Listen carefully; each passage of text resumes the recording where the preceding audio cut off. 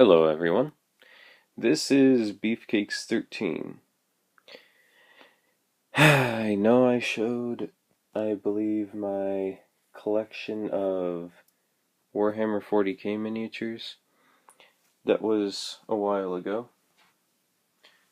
So, I thought, hey, why not freshen up the YouTube page with another showcasing of my collection. Unfortunately, can't find one of the models I was going to show you, but that's okay. We at least have these guys. So, let's see. These are my forces of evil. I can't remember how many goblins. I think it's 85 Moria goblins. One cave troll. Then I have 51 Mordor orcs. A few in here as well. Let's see. Sauron the Necromancer. And I actually used him in a previous game just recently, maybe a couple weeks ago.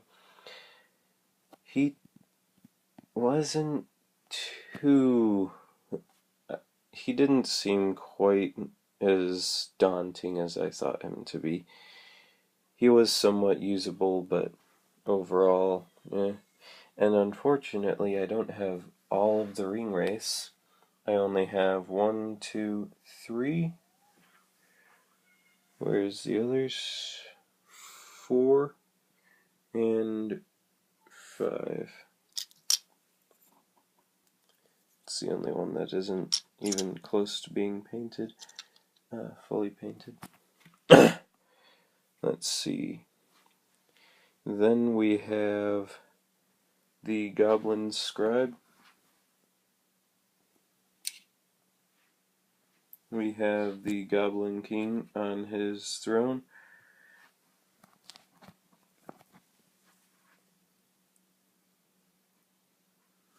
Actually, let's get better lighting on that. I apologize for how messy the room is.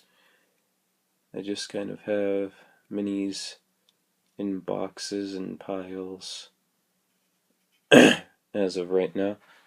Let's see.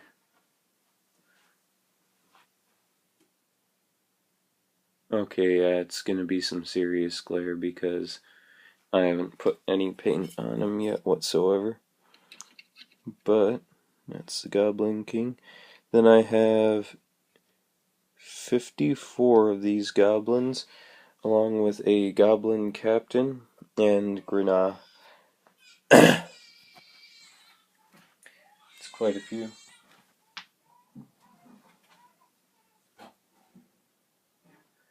Then we have Thorin and Company, which of course... Wait, where'd Bilbo go? Oh, there he is. Don't want to get him lost in the caves. We have Radagast the Brown, and I actually prefer the older model that GW had of him. Yeah, this is not liking me for some reason right now. Oh, there we go. That a bit better. Definitely better. Alright. So that's Radagast. I really like the detail on him. I just don't like the pose or anything else. They did a great job as far as the level of detail goes, though. The older model just seemed more appealing. I don't like the way they did the movies or anything. I think I've already talked about this before, though. Let's see. This is Legolas in all his mono-colored paints glory. I didn't do any highlights or anything on him. Let's see. We have Aragorn, 4 Hobbit sheriffs, not sheriffs, but archers, whatever. I seem to be missing one, actually.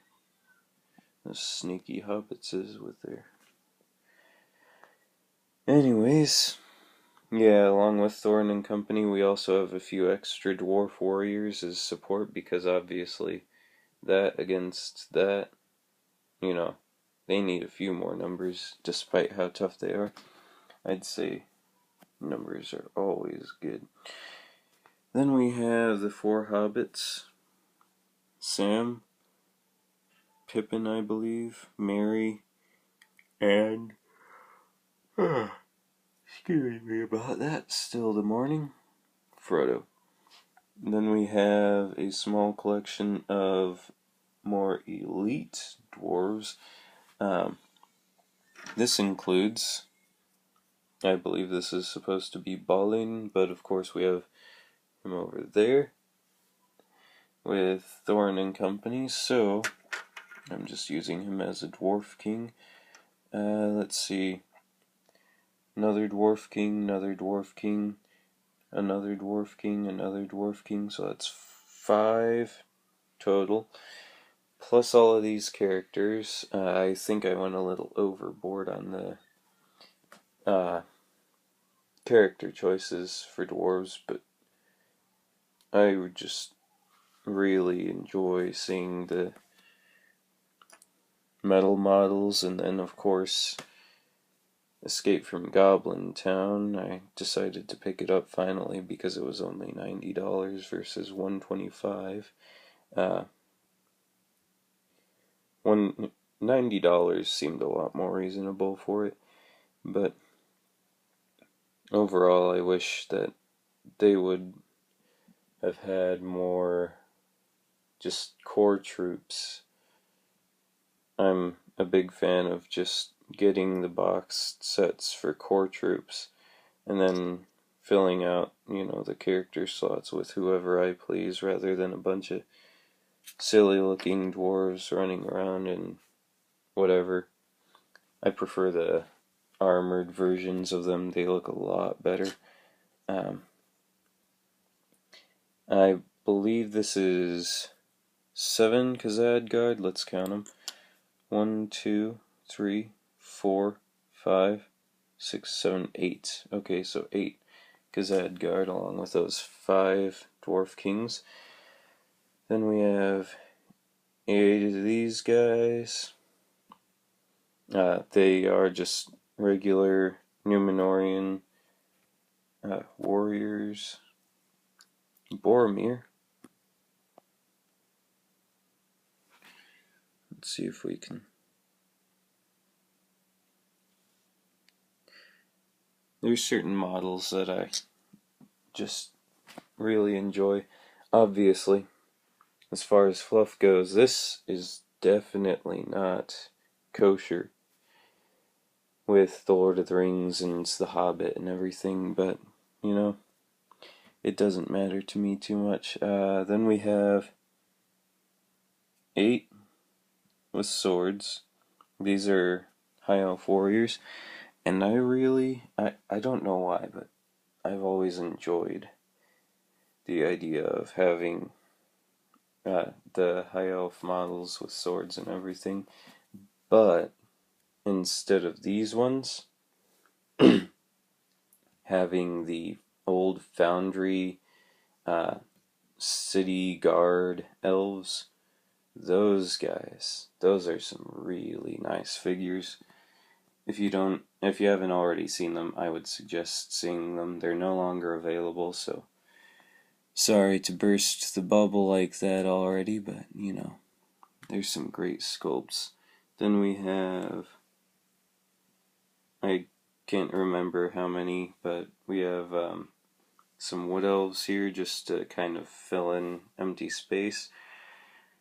As you can tell, the good forces are far more jam-packed with heroes than the forces of evil. Then we have the setup here. It's just, you know, some random terrain. It's all supposed to be underground and everything. And I thought I'd use the Goblin Town terrain, see what I could do with it. This is what I did with it. Well, I hope you enjoyed the video. This is just a showcasing. I do have some other minis for my Lord of the Rings forces, but they are not actually GW models. If you want, I can actually make a video of the... Actually, I'll just toss them in the end here.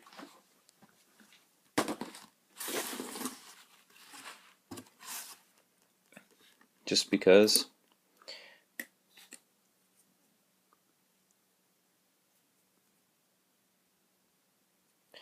Some of my favorite elf models.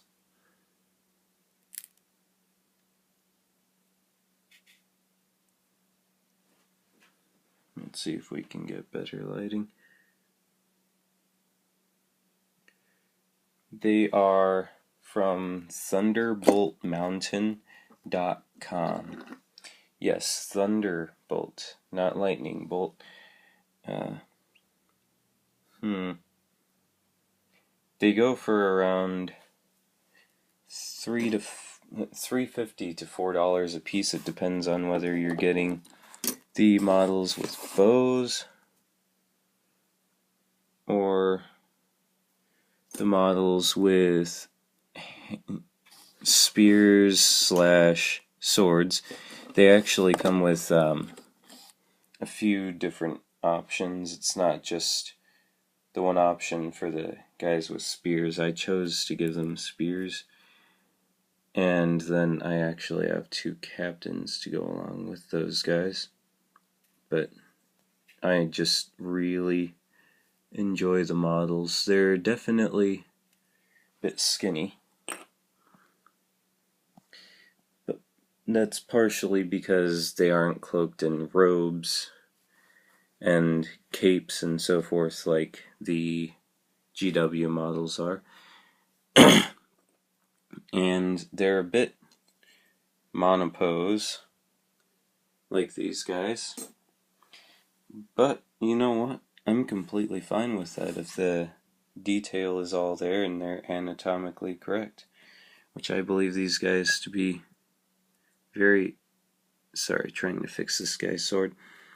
Very anatomically correct. By the way, make sure that if you're letting somebody touch these figures, they don't have heavy hands, if you know what I mean, where they hold something and snap. Very delicate to a point. Obviously, I just have them in this box here. I would not travel with them like this, though. Not a good idea. This is actually one of my characters for an RPG I never finished up. They're all from Thunderbolt Mountain. And with both of my orders, I actually ended up with... Oh yeah, that's right. I ended up with a free model. So I thought it was great that you get a free model with your orders, but I have a feeling it would have to be a certain amount of cash that you spend before you get the free model. And it's of course from the same range. They also have Arthurian figures, so if you want to do battles having to do with King Arthur and so forth, then you can actually do that. But let's check out a painted model now from the range.